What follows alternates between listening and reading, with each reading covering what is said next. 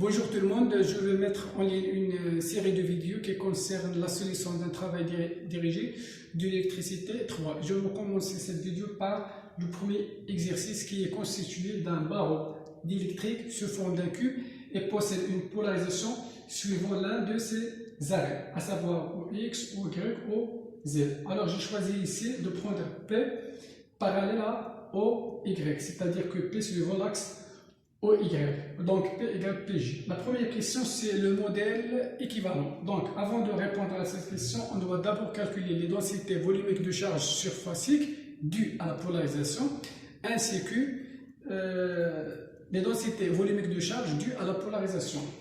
Et je commence par la densité volumique de charge due à la polarisation, qui est donnée par la relation suivante. Rho P égale moins divergence de P. La divergence de P dans les coordonnées cartésiennes, c'est la dérivée de la composante suivant l'axe OX, la dérivée de la composante Px par rapport à X, moins la dérivée de Py par rapport à Y, moins la dérivée de Pz par rapport à Z. Je vais mettre P sur la forme 0i plus Pg plus 0K. P n'a pas de composante suivant l'axe OX et suivant l'axe OZ, puisque P est perpendiculaire à Z et P perpendiculaire à X. Donc Px et Pz sont nuls. Rho P égale la dérivée de Px par rapport à X est 0, puisque Px c'est nul. Py, à quoi égale Py? Py c'est le facteur du G. Donc Py c'est moins la dérivée de P par rapport à Y, moins la dérivée de Pz. Pz égale 0. Et puisque la polarisation P est uniforme, c'est-à-dire que le vecteur P est constant en norme et en vecteur, cela veut dire que la norme P est une constante. Alors la dérivée de P par rapport à Y c'est nul. Donc notre barreau d'électrique ne possède pas de charge volumique due à la polarisation. Donc on passe au calcul des densités surfaciques dues à la polarisation. Et je commence par cette surface, que je la note S1. Donc sigma 1 égale P scalaire N1, à savoir N1 est un vecteur unitaire normal à la surface S1 et qui est dirigé vers l'extérieur. Voilà N1. Donc, je remplace P par son expression. P c'est P fois G scalaire N1. N1 et G sont deux vecteurs unitaires de sens opposé. Alors, N1 c'est moins G. G scalaire G c'est 1. Donc, sigma 1 égale moins P. Je passe à la surface qui se trouve en face de la surface S1.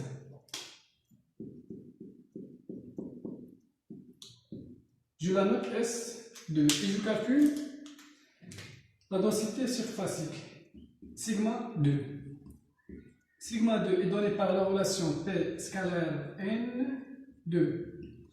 Je remplace P toujours par son expression, c'est P fois G scalaire N2. N2 est un vecteur unitaire normal à la surface S2 et dirigé vers l'extérieur de notre dispositif. Donc N2 est comme ça. Voilà N2. Alors, on peut observer que N2 et G sont deux vecteurs unitaires de même sens et de même direction. Donc, N2 égale G. G scalaire G c'est 1, donc on trouve P. On doit remarquer que sigma 1 est inférieur à 0. Alors, la surface S1 porte des charges négatives. Sigma 2 est positif. Alors, la surface S2 porte des charges positives. On passe à la surface qui se trouve au fond du cube. Voilà.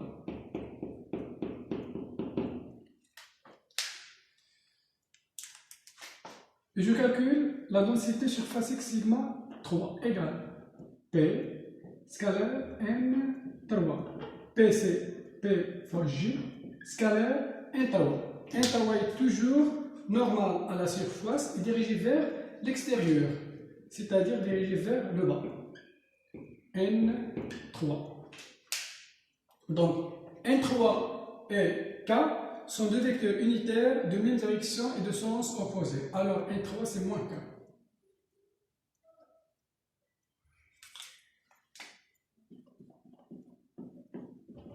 J scalaire K, c'est nul puisque G et K sont deux vecteurs perpendiculaires entre eux.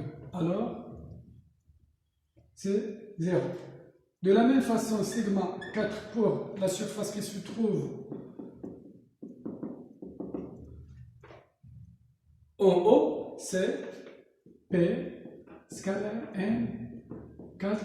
On trouve la même chose, 0. Sigma 5 c'est 0 et sigma 6 est égal 0 pour les autres surfaces. Il y en a 6 surfaces.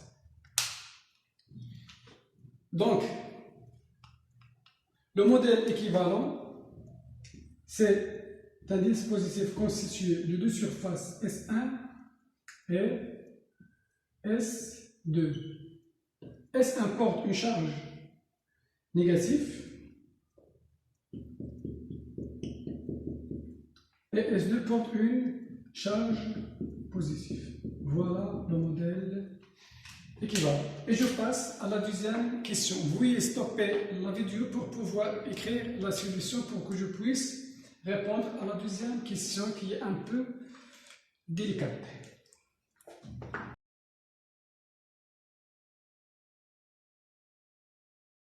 Alors, la deuxième question, c'est le calcul du champ E au centre O1, créé par les deux distributions surfaciques S1 et S2. Je vais commencer d'abord par le calcul du champ E, créé par la deuxième surface S2. Donc, avant de rentrer dans les calculs, je vais faire un petit rappel. Supposons par exemple qu'on a une distribution de charge dQ. On veut centrer un point M et on veut calculer au point O1 le champ élémentaire dE créé par cette charge. Eh bien, dE égale dQ sur 4pi epsilon 0 R au carré, à savoir R égale O1 N fois le vecteur U porté par la droite N O1, mais qui est dirigé vers le point où on veut calculer le champ électrique, c'est-à-dire MO1. Donc, revenons à notre situation.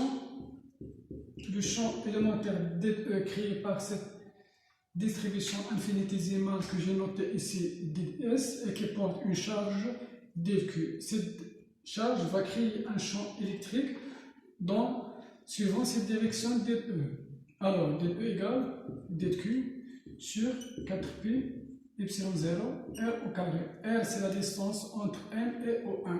R au carré fois le vecteur U de M vers le point où on veut calculer le champ électrique, MO1.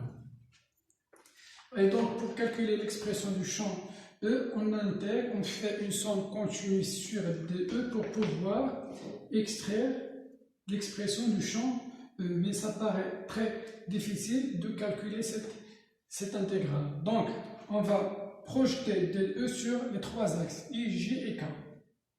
Donc, DE a pour composante D de E X I plus D E Y G plus D E Z ZK. Et on calcule D de X, D de Y et D de Z pour trouver D de E. Mais avant de rentrer dans ces calculs, on doit d'abord faciliter les choses, c'est-à-dire trouver la direction du champ E par raison de symétrie. Donc, il faut savoir d'abord que le champ E est toujours appartient au plan de symétrie. Le champ E est toujours appartient au plan de symétrie. Donc, cherchons les plans de symétrie. Alors, O1, X, Y est un plan de symétrie, car il coupe la surface en deux parties égales. O1, X, Y est un plan de symétrie, orienté par les vecteurs J.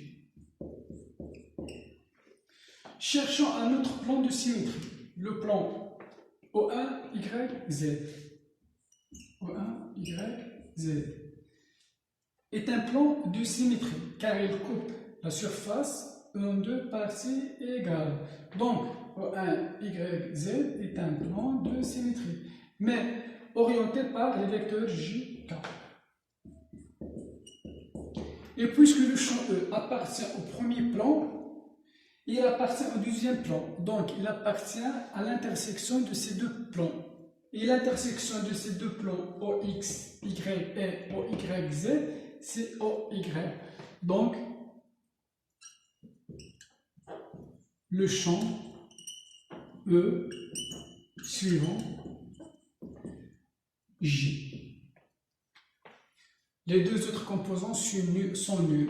EX, EE, EZ. Alors, le champ E égale EY, J. Donc, pas la peine de calculer DUX et DUZ parce que lorsqu'on fait une intégration, on trouve DUX égale 0 et DUZ égale 0. Alors, pas la peine de les calculer. Alors, on calcule juste l'expression de DEY.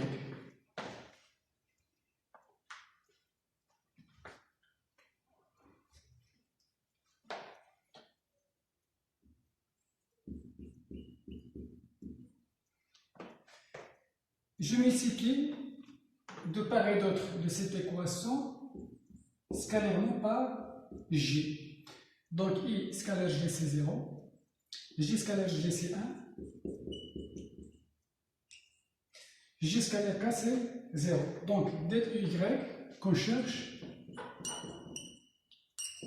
c'est DE scalaire G.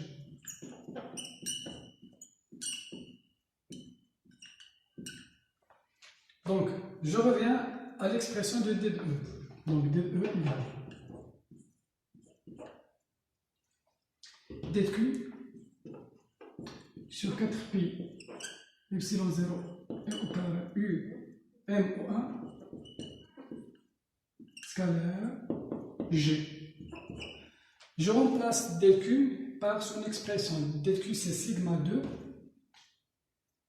ds sigma 2 d 2s sur 4pi epsilon 0 R au carré U M au 1 G. Donc il reste à interpréter cette expression.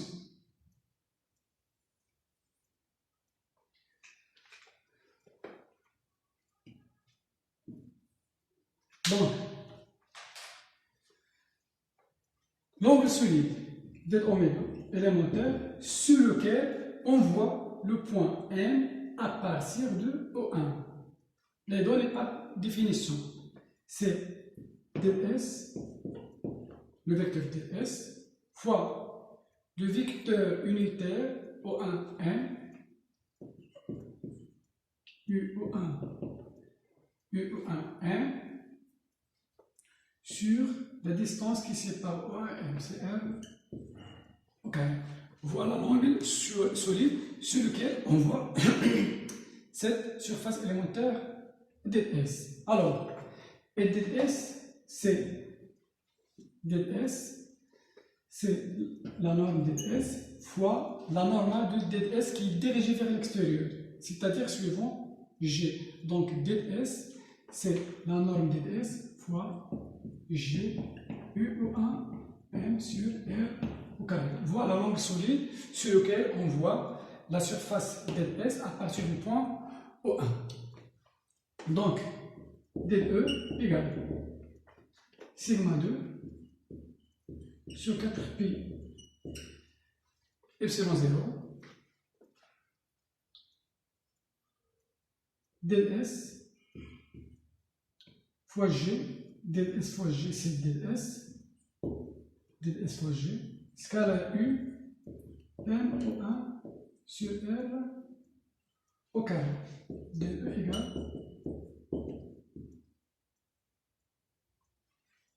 ici c'est ΔE Y. Donc ΔY c'est sigma 2 sur 4pi epsilon 0. Et ceci, cette expression n'est rien d'autre que moins d oméga. Puisque ici j'ai U O1 N et ici j'ai U M O1. Donc U M O1 égale moins U O1 N. Donc c'est moins d oméga.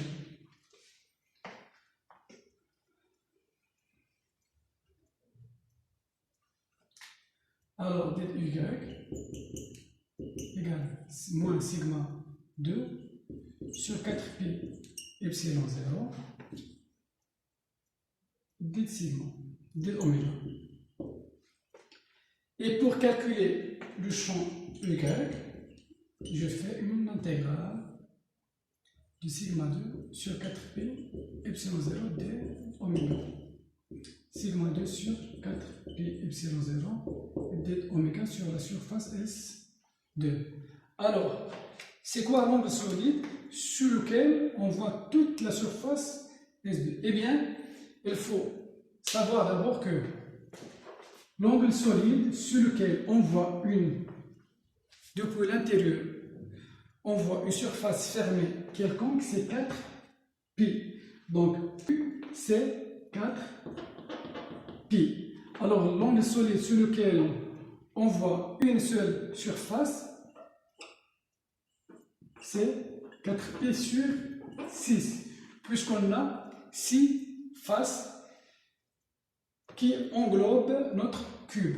Alors, sigma, c'est 2pi sur, alors oméga de S2, c'est 2pi sur 3. Et vers la fin, y égale sigma 2 qui est égal à pi, P sur 4pi epsilon 0, U de pi sur 3. Alors y égale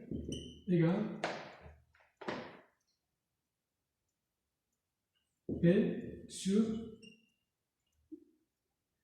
6 epsilon 0. Donc le champ E total, c'est Y fois G. Y, c'est pi sur 6 epsilon 0 G. Et je vous laisse le soin de calculer de la même façon, du même raisonnement, le champ électrique créé par la première surface S1. Donc, je vais vous donner directement le résultat, le champ E créé par cette surface. Ici, il y a un signe moins, peut-être. Il y a un signe moins. Donc, c'est moins P sur 6, epsilon 0. Et le champ E créé par l'autre surface, c'est moins P sur 6, epsilon 0, G. Alors, le champ total, c'est la distribution des deux champs. Le premier champ qu'on a calculé et le deuxième champ que je vais vous donner la relation directement. Alors, E, c'est moins P sur 6 epsilon 0 G, moins P G sur 6 epsilon 0, qui est égal à moins P G sur 3 epsilon 0. Et merci d'avoir suivi avec moi la solution de cet exercice. À la prochaine vidéo. Au revoir.